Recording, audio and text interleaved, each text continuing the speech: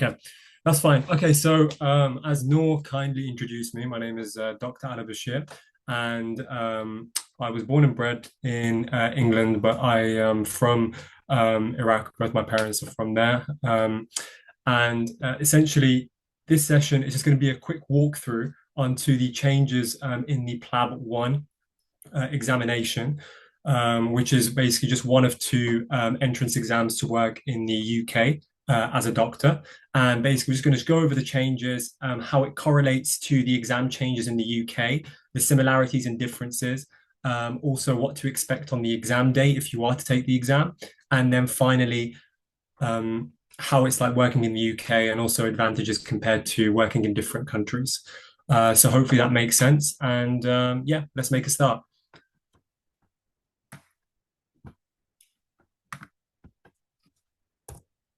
So, what is the UKMLA? So, you've probably, of course, heard of the PLAB, but the UKMLA is essentially the UK version of the PLAB. So, that's what the UK medical students are taking. And the reason why that's important for you to know is because the changes to the PLAB1 exam are the same exact changes to the UK finals medical exams. So essentially, the UKMLA examination, which is what the UK medical students are to take, will now be the same as the PLAB1 examination, which overseas students will take to come abroad. Although the structure is different in terms of the number of questions and also the name of the examination, obviously being called a PLAB1 instead of being called the UKMLA, the actual content of the exam that will be tested in the PLAB will be identical to the content of the exam that will be tested for UK medical students as well. And the reason for this is to essentially create a level playing field for all students, either overseas or UK, and therefore, so all students and all people coming into the new cohort of doctors in the future to work in the UK will all have very, very similar competencies instead of coming from different backgrounds with different levels of competencies and different capabilities. So essentially, in the UK, we have two types of examinations. We have the AKT and the CPSA. Now, these are synonymous with the PLAB1 and the PLAB2. So the AKT is the PLAB1, which is what this session will be about. The CPSA is the practical examination, which will now replace essentially what the PLAB2 was. It will still be called the PLAB2, but the content will be identical to the CPSA in the UK. And the good thing about this is it will mean that the people who are going to take the PLAB1 and the PLAB2 can now use resources which were beforehand in the past tailored for only UK students. Now there can be cross-resource essentially sharing. So you can basically use UK resources for these examinations now that you're taking, i.e. the PLAB1 and the PLAB2. But as I said, this session will mainly focus on the PLAB1. Obviously, maybe in the future we can do another session on PLAB2 if you guys find this useful. And just to really send this home or like hit this home for you guys so it makes sense. The reason for this change in the examination is because the General Medical Council in the UK wants to maintain high standards for UK medical students and also for overseas students, and to guarantee that they're adequately equipped to practice medicine in the UK, and they're up to date with the UK guidelines, and they have the competencies required to be an effective doctor in the United Kingdom. So hopefully that will make sense. So this is basically what I was just talking about to you. So the AKT is what the PLAB1 is. The AKT is what it's called in the UK. The PLAB1 is what it's called for overseas students. Usually in the United Kingdom, it will be a 200 question exam. However, the PLAB1 instead is these choices are very similar, and you'll be required to pick what is the single best answer, what is the single most appropriate answer for this question. Now, usually in the United Kingdom, this exam is split into two papers, two 100 question papers. However, the PLAB1, unfortunately, is a long examination, and therefore it's 180 questions in one sitting. So it's usually a 3-hour exam, unless you can apply for extra time depending on disabilities or other things as well. But usually the standard is a 3-hour examination. And just so you guys know, if you're looking to book the exam and you want to know when to revise, when to start revising, and how intense you want to start revising, just so you know, the exams usually run 4 times a year, being in February, May, August, and also November. You can look at the proper dates on the General Medical Council website, but hopefully you guys have a bit of a feel of when these exams do happen. Obviously, the exact dates are yet to be determined for the coming year. An important note as well is that you can get 4 exam attempts. After this, unless you can prove that you've done an additional year of learning, of core learning, then you won't be able to take the exam again. So as you can see, as I've said here, a request is required to take the exam a 5th time. Obviously, hopefully, all of you guys will pass it the first time anyway, so you guys shouldn't really worry about that. But if it is an issue, this is just something to bear in mind.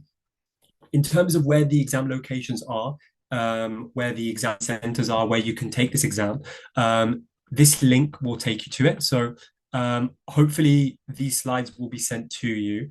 If not, I can share these links with Iraqi Student Surgical Society, and they can then go on to share it with you. But these can all be found on the General Medical Council website in the UK, and it will be under when and where I can take PLAB1. So if you guys just want to write that down, or I can just send you the link afterwards.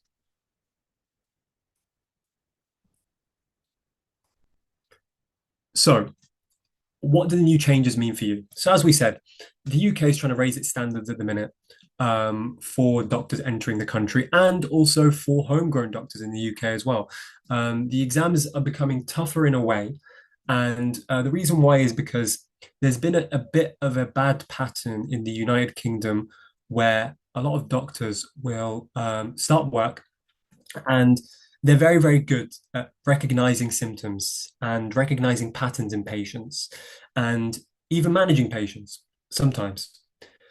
Because obviously the guidelines are there and the guidelines are there for them to refer to. However, the issue is that the pathophysiology, the etiology, and also the investigations of 2nd line, 3rd line investigations, what to do in certain things, the differentials, this is very, very weak in the United Kingdom, unfortunately, and therefore that's why they've tried to perk up these exams, make them a bit tougher, and really hone in on focusing on first principles of medicine. So they're really trying to focus on pathophysiology in this examination, and sometimes even anatomy as well, because these are skills that a lot of people who come to the UK and also UK doctors themselves really struggle with, and they're not very, very competent at all. So as you can see here, what I'm describing is more of a transition to a USMLE style curriculum, as opposed to the original UK curriculum, because yeah, as I've been saying, so they're just trying to really focus on first principles of medicine. So if you guys, focus on that, and I don't know what the curriculum is like in Iraq, but I'm assuming that it is a lot of physiology and also biomedicine as well. And to be honest, that is what would suit for this examination. So you'd be a lot more ready for this exam if that's what you're starting at your base.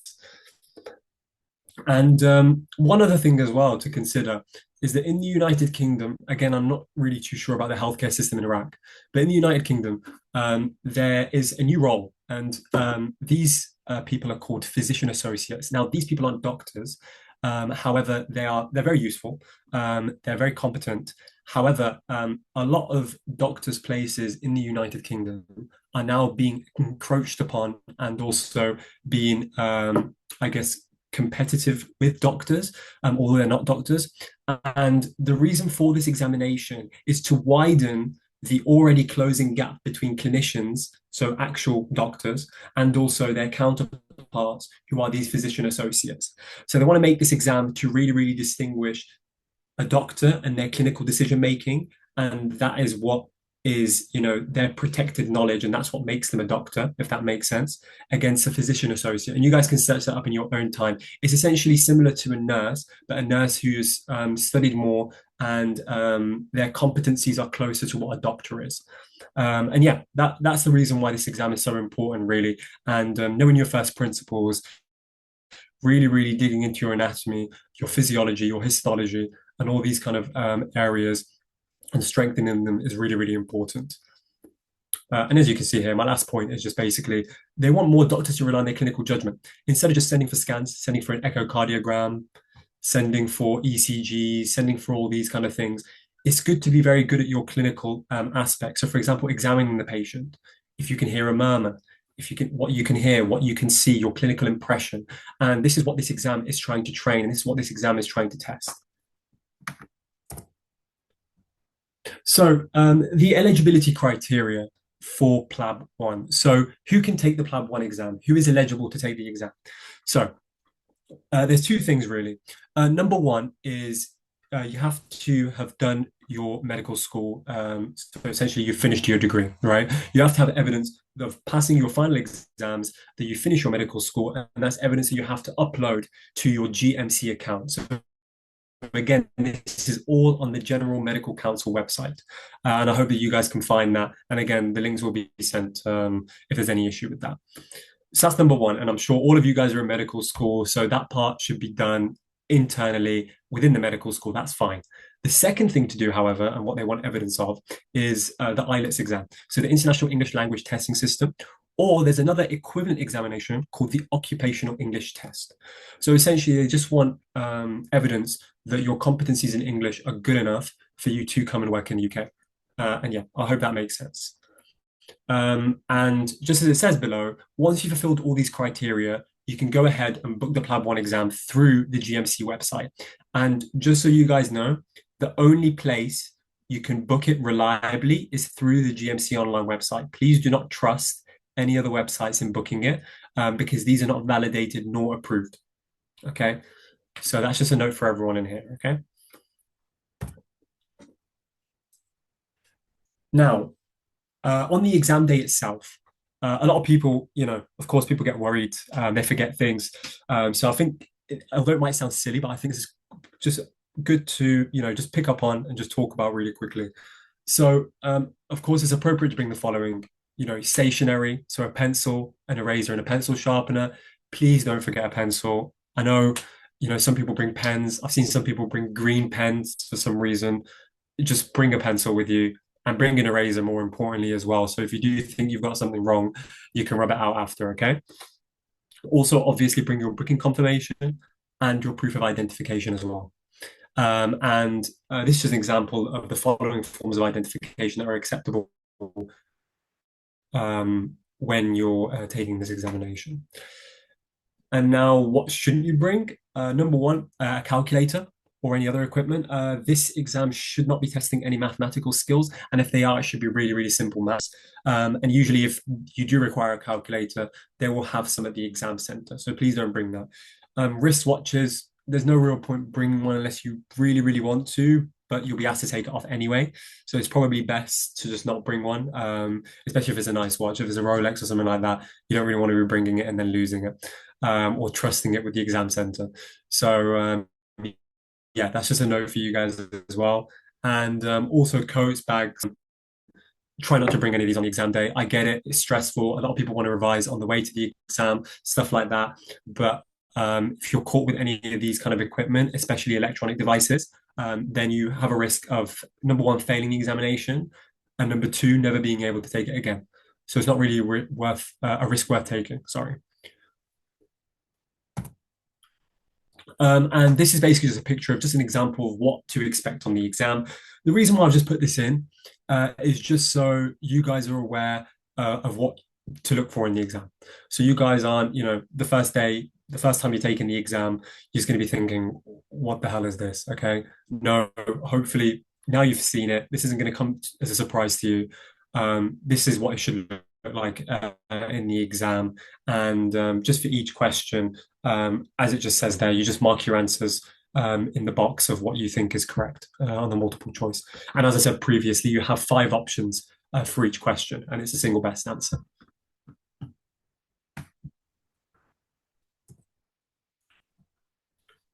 This is the important part, and this is really what will form the bulk of the lecture.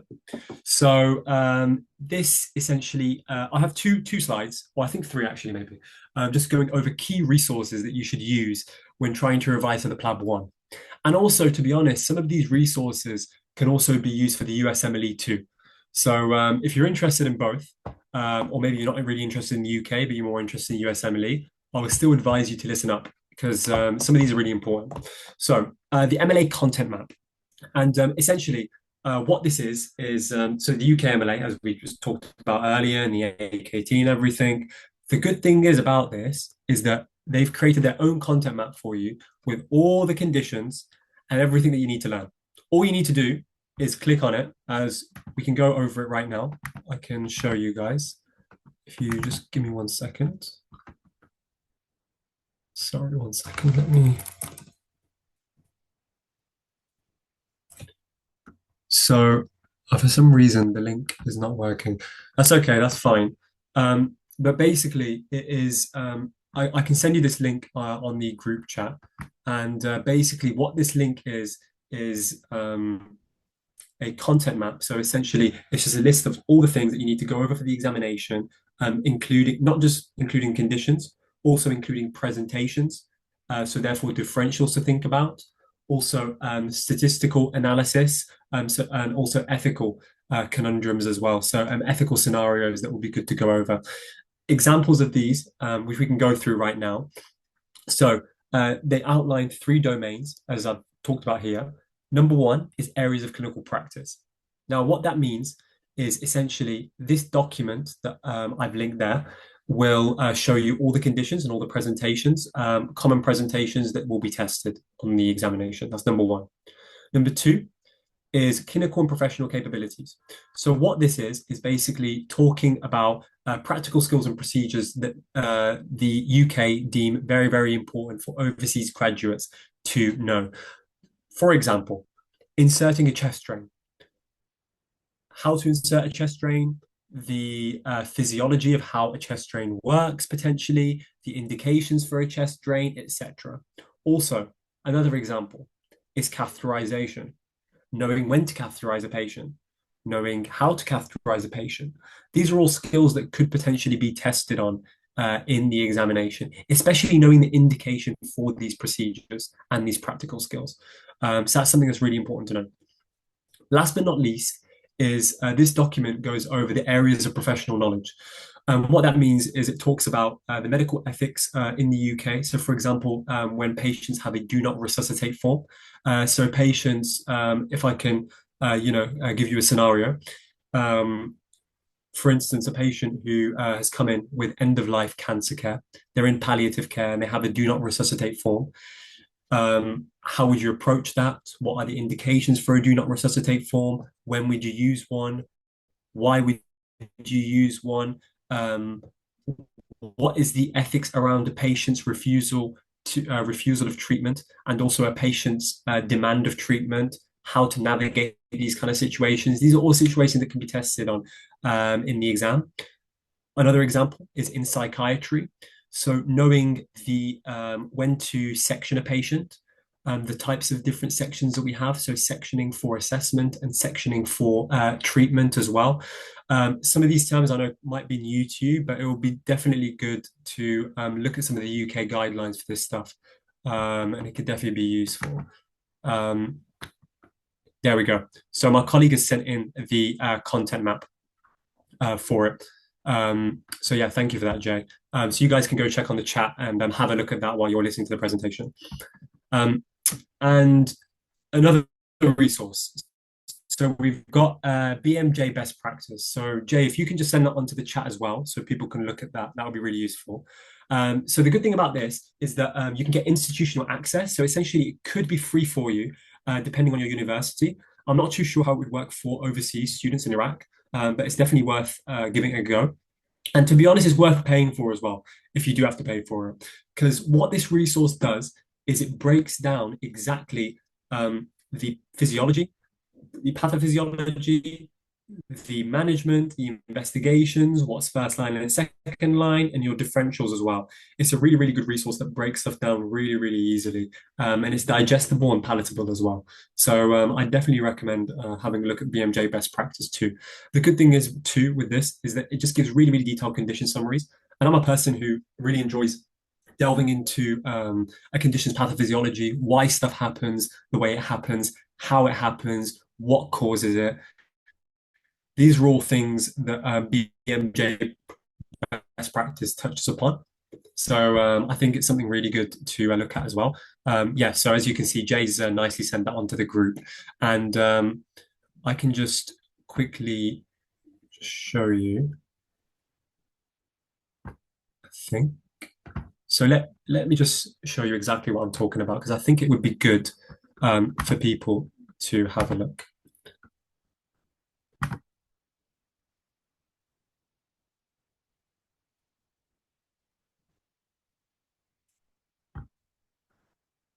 There we go.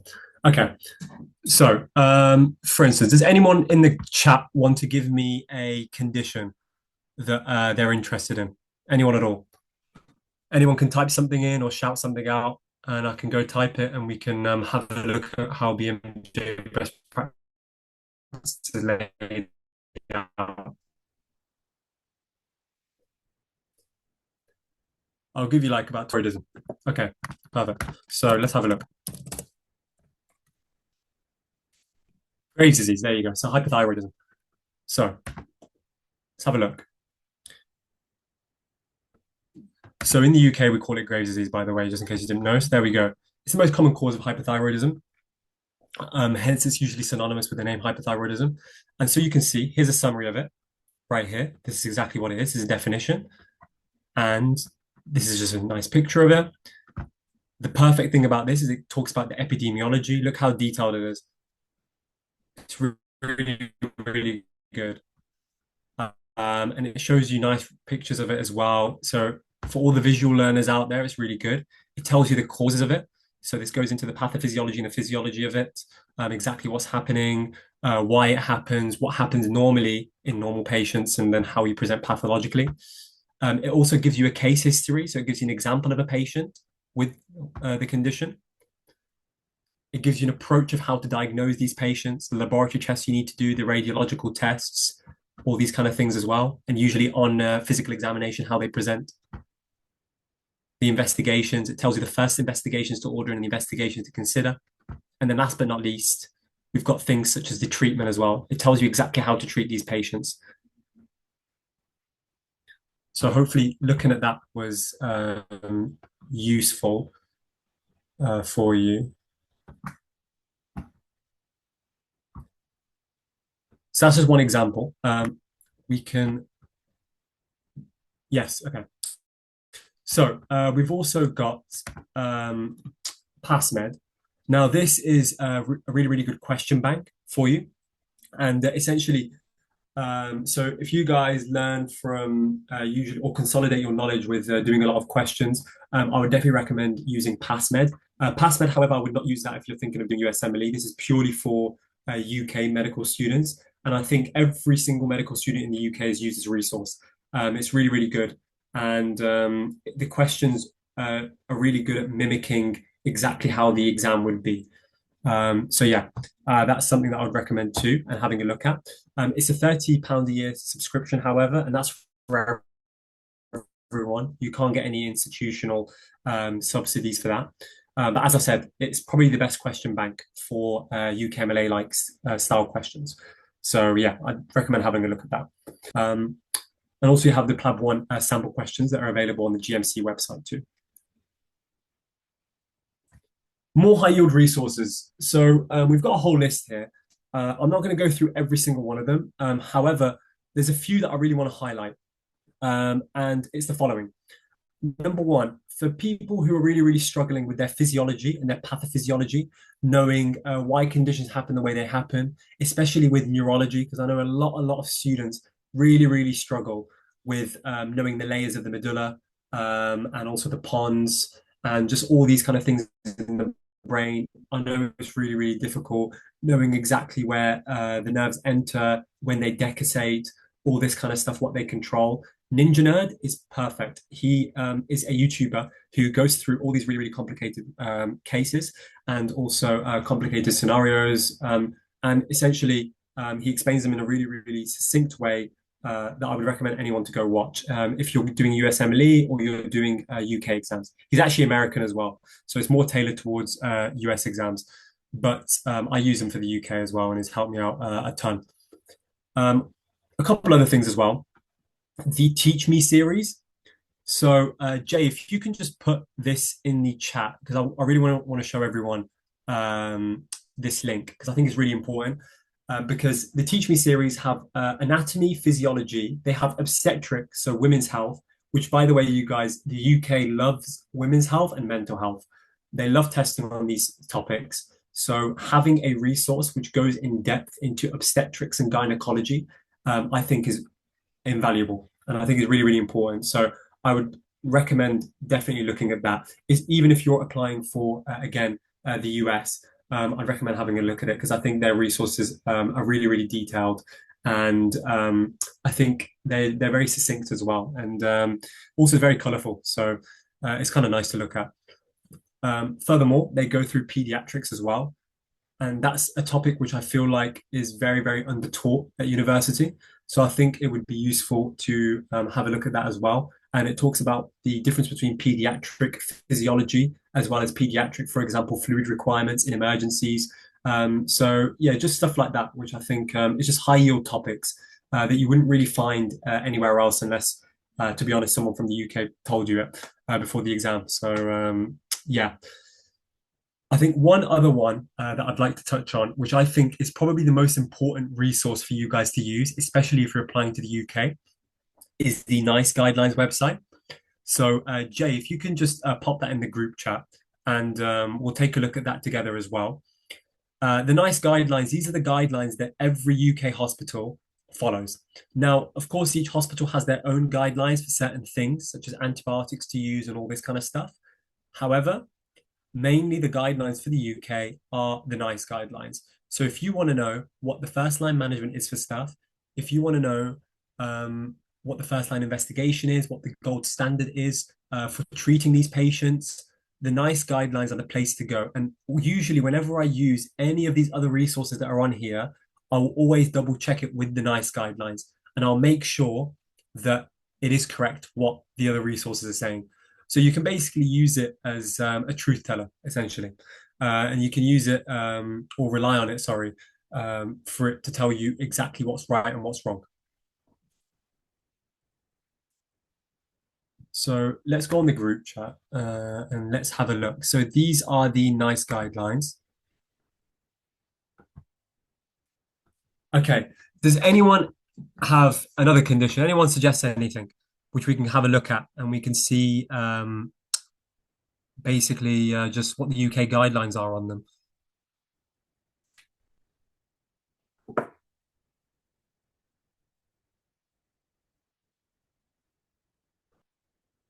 Anyone got anything? Any ideas at all? Anything we want to search? Anyone give me any idea of any condition? And by the way, sorry, I just saw one of the questions.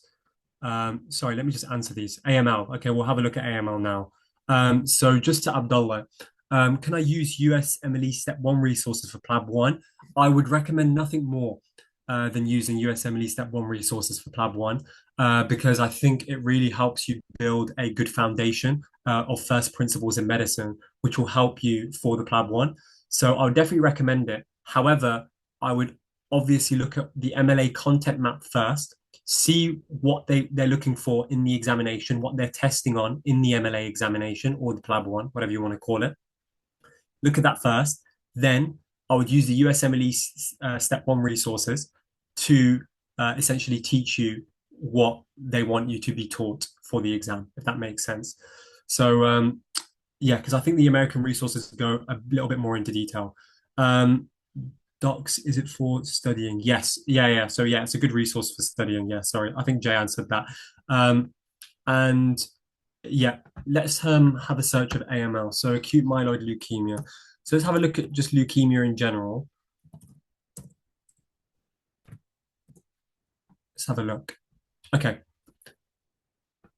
So if you guys all know, which you probably do know, that polycythemia and erythrocytosis and also thrombocytosis are all um, precursor disorders to the development of AML. So usually, if we were to go on this, for example, um, I don't think there's AML specifically. Yeah, there's not AML specifically here, just because it is a bit of a niche disorder. But polycythemia is a bit more common in these patients, and as I said, it's a precursor disorder for AML. So we can have a look at that. So, for example, if you can see, it tells you exactly how to manage these patients. Very, very similar to BMJ best practice, right? But then it tells you exactly. So, for example, the recommended management of these patients is an explanation and a leaflet, also a vivisection. So basically, phlebotomy, essentially, to maintain the hematocrit at 0.45. And it says a prescription of aspirin 75 milligram daily. So can you see? It's very, very neat. It tells you exactly what you need to know and is very, very succinct. However, it doesn't delve into the pathophysiology or the physiology or any of these details. It just tells you management, symptoms, and that's it. So I think, as I said, this is a really, really good guide to refer back to. However, I wouldn't rely on it to understand the first principles of medicine at all. Just go to another resource. So bear with me 1 second. Oh, sorry. So I just got a question just from Redditch saying, recently we've been seeing a lot of UK doctors getting registered and then going to Australia or any other country that accepts UK qualifications. What drives these doctors the most to immigrate? And did that affect the NHS much? Really, really good question. And I'm going to come to it in about 2 minutes, okay? Because my next slide is actually talking about this topic. So if anyone's interested in that question as well, then stay tuned because that will be talked about very, very soon, okay?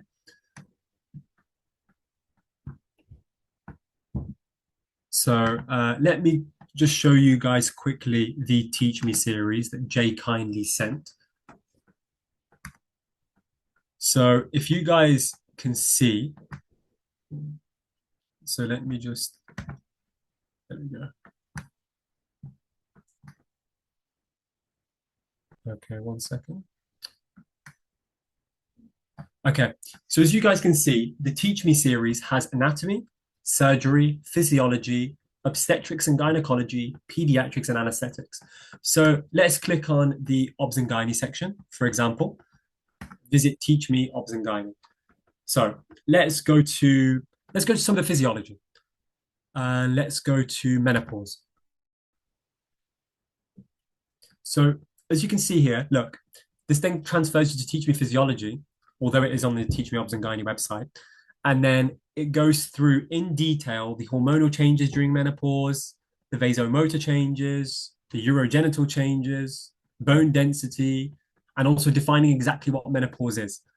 And the good thing is about this is that it then links to what's clinically relevant about menopause. So, for example, early menopause in patients, which is also known as premature ovarian insufficiency. So stuff like that, which is a reason why I'm really recommending this website because it really covers a spectrum of different learning points, spanning from the physiology to the pathophysiology, all the way to the symptoms, the treatment, and also the prognosis as well. So I can't really recommend that anymore. Sorry, just give me 1 second. Let me. Okay, so there we go. And yeah, the rest of the resources, you guys can have a look at these at your leisure. As I said, I think the main ones to really focus on are the NICE guidelines, the Teach Me series, Ninja Nerd as well. And there's a few more YouTube series as well, which are dotted around on this page. And as we talked about before, the MLA content map, that is the first one I would recommend looking at because that's going to tell you exactly what's on the examination and what to expect. And also BMJ best practice too. And then as a question bank, PassMed is the one to rely on. So if you're going to buy any question bank, if you're trying to save up your money for one, the one I'd spend it on would be PassMed. Just talking about what you do once you receive your results. So essentially, hopefully, once you guys pass the PLAB1, if you guys take it, you can immediately go on to take the PLAB2. And the available PLAB2 test would again be on the GMC website. And just so you guys know, once you've done the PLAB1, I know this is kind of, wishful thinking, but hopefully you guys pass the PLAB1 and everything goes okay. You must pass the PLAB2 within 3 years of taking the PLAB1. So just know, try not to relax too much after you finish the PLAB1. My recommendation would be, as soon as you've done the PLAB1, try and get the PLAB2 done as well. Okay. Unfortunately, if you do fail, we've already talked about this, but you can attempt the exam another 3 times before you'd have to do a formal application with evidence of doing an extra year of additional learning. As I said, you can see in the blue here, additional over a 12-month period to then allow you to take the examination once more. I'm just going to read the chat. Is PassMed better than PLABable? Because everyone would recommend PLABable. So PLABable, I'm not too sure if it has updated to match the new MLA style.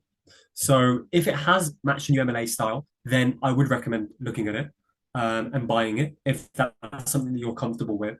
However, because I know for a fact that the format and the content of the exam has now switched to it's become a lot more synonymous and similar to the UK examination, then what I would recommend is buying PassMed.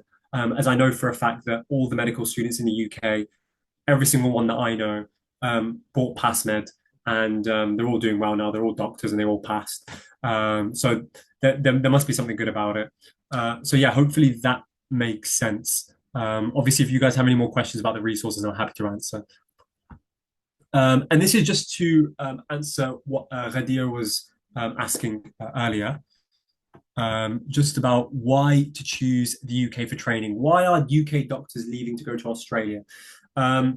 So essentially, in the UK, I know that in the media there is a lot of negative stuff about the UK, and there's a lot of positive stuff, about people going to America, people going to Australia, even people going to the Gulf.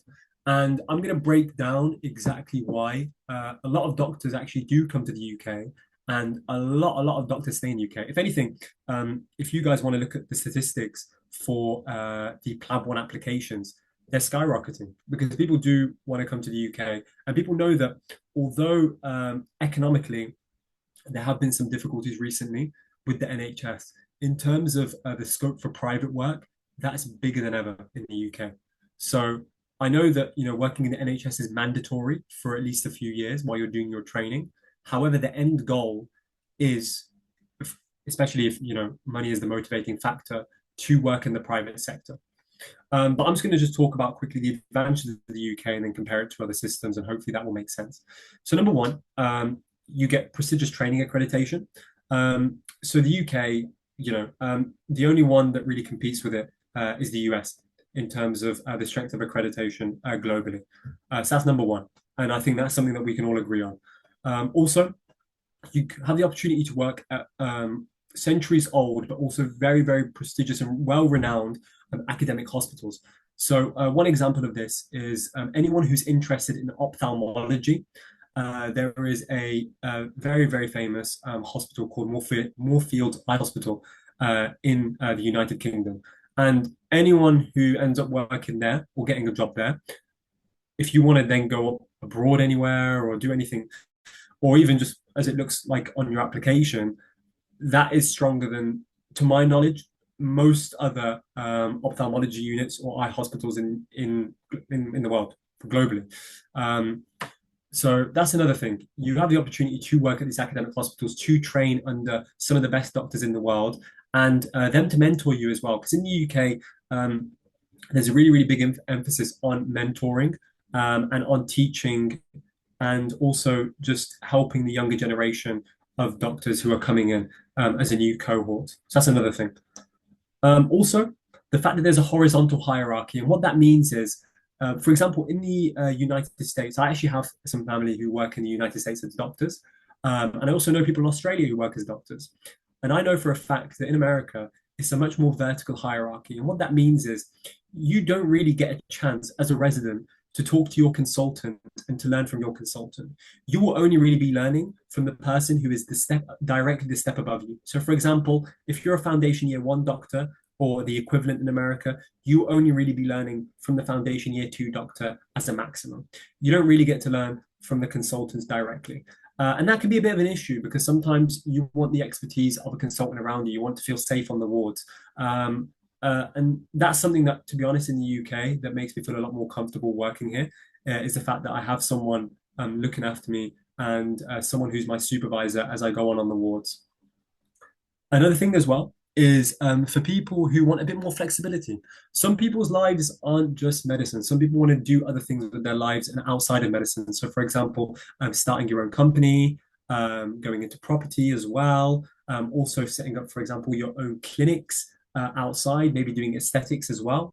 These are kind of opportunities that if you're tied into a really, really intense training program, it's difficult to do unless you take full time out of your training. However, in the UK, it's a very flexible training pathways. There are options for part-time work in the UK.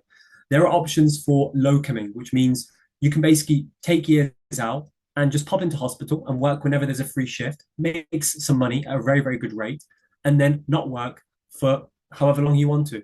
And also, for example, especially for the women here, when you get pregnant and you want to spend more time with your kids, sometimes it's going to be a lot harder to work, especially in a very, very intense environment such as America. So therefore, in the UK, it affords you the opportunity to be a lot more flexible and to take time out to work part-time. And you still get paid, actually, to be honest, very, very fairly. And yeah, you get good rates for that.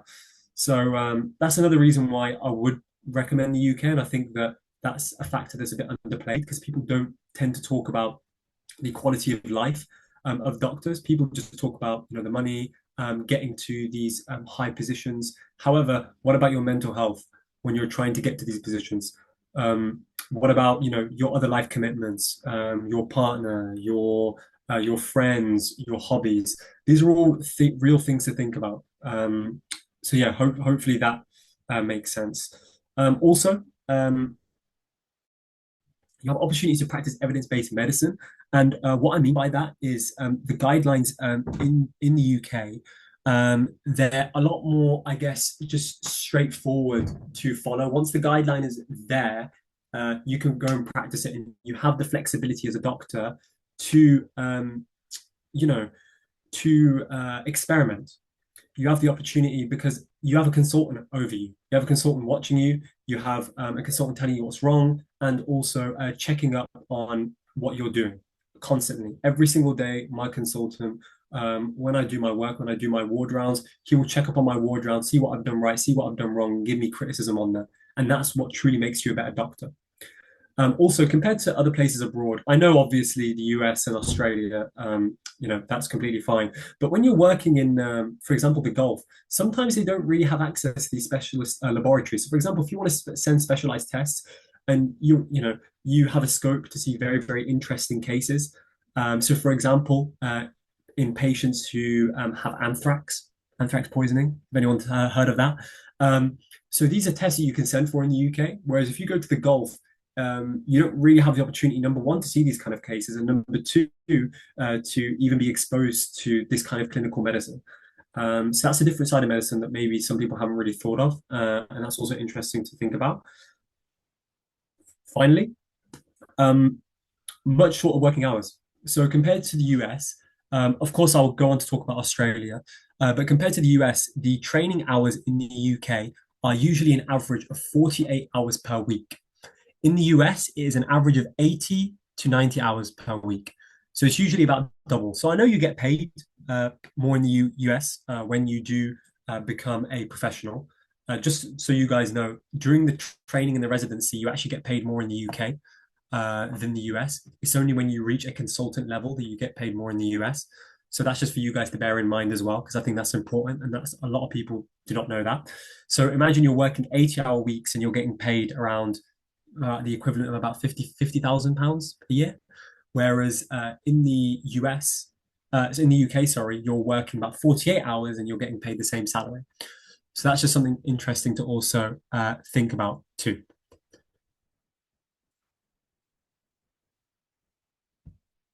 And let's just think about Australia, because someone mentioned Australia. Now, the thing with Australia is that it to be honest, although it is advantageous, I will admit, there are definitely a lot of pros with going to Australia because the hours are very, very similar to the UK. And also the work-life balance is probably just as good, if not better than the UK. To be honest, the only reason why I haven't chose to move to Australia is number one, you're not going to be in places that are as internationally recognized as the UK. The accreditation is, again, not as internationally recognized or as respected as the UK. And number three is that, again, if if you only care about money and work-life balance, of course, I think Australia is a very, very good option. However, for me, I think my professional status and my career and me moving up in my career and making a name for myself is probably a bit more important to me than just money and work life balance. And I think that you wouldn't really get the opportunity to do that in Australia. You can, of course, make a name for yourself in Australia, but globally, it's very, very difficult to do that. And also, the opportunities you get outside of medicine as well are a lot less in Australia in terms of, for example, opportunities in medical education, collaborating with companies. So, for example, the company that I've set up, this PrecisionMed thing, um, a lot of it is only. Sorry, just one second. I just have a very long question that I will read in a second. Um, but yeah, so in the UK, as I was saying, um, yes, so you really do have an opportunity to build your professional competencies. And to be honest, it's the same in America as well. That's why I do say to people that America, to me, is the only other real viable option. I just think that the training program, because of the intensity of it, it's not really for me because I want to do other things outside of medicine. However, if you think you're cut out for it, then I see nothing wrong in applying for the US. I think, however, going to the Gulf or Australia, although potentially you can make more money and have a better work-life balance, I think that if you really want to build a name for yourself and you want to become someone in medicine, then I think having your foundations in the UK or in the US can definitely give you a head start. And that's just of course that's just my opinion and my perspective. However, other people may disagree with that. Um, and just one other thing as well is I know a lot of it is doom and gloom in the UK. People keep talking about the bad salaries, etc. However, that's only really in the NHS. There is a lot of private work scope, especially if you go into surgery or go into internal medicine, and even for general practitioners as well. In actual fact, some of the top general practitioners in the United Kingdom, if you'd like to search it, were actually making up to £800,000 a year, which is the equivalent of about nearly up to $1 million a year. Now, of course, that's rare. However, it is a possibility. It's something that I've seen personally, and I've seen articles about it. So that's just something for you guys to also think about. That I know, people hear these stories, but it really, really depends on it really just depends on yourself and your own drive and your own motivation. So that's what I will say. I'm just going to just answer this question really quickly because I thought it was really interesting. Um, so I do agree with the UK's approach to build doctors and the environment is definitely supportive. I did a 2 month selective placement at Southmead Hospital in North Bristol before considering moving to the UK. That's what I've noticed. Most doctors advise me to do my training here and become well-oriented doctors, but some doctors, even consultants, were most talking about economic downsides in the UK in general. But the flexibility in the UK is pretty good. I also like the focus on medical students and how welcome I felt there. But most doctors talked about the competencies for some specialties, such as dermatology, for example, and how you need to work a lot on your CV to get such specialty. What are your recommendations regarding that? Because I feel it is difficult as an Iraqi to compete with UK doctors. And sorry, I'm just going to see what my colleague Jay said because he just answered that. As a foreign student, you have an equal opportunity to specialty positions compared to UK students. In the USA and a lot of other countries, they prioritize their own students, which is another benefit for an IMG. And to be honest, Jay, you beat me to it because that is exactly what I was going to say. The UK, and this is kind of annoying because obviously, I'm a homegrown student. So for homegrown students, we kind of look at it as, oh,